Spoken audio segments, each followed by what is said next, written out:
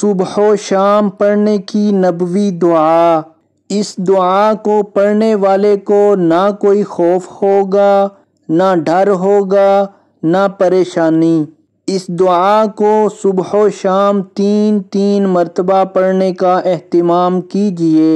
انشاءاللہ تعالی اللہ رب العزت ہر چیز سے اپنی حفاظت میں رکھیں گے۔ بسم اللہ الرحمن الرحیم۔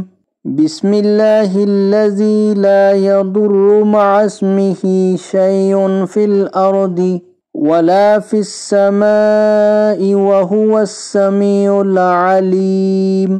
ترجمہ: اس اللہ کے نام کے ساتھ جس کے نام کی برکت سے زمین و آسمان میں کوئی چیز نقصان نہیں پہنچا سکتی، اور وہ خوب سننے والا اور جاننے والا ہے۔ تو آج کی ویڈیو اگر اچھی لگے تو اس کو لائک، شیئر اور کمنٹ میں اپنا اظہار ضرور کیجیے گا۔ ویڈیو دیکھنے کا بہت شکریہ۔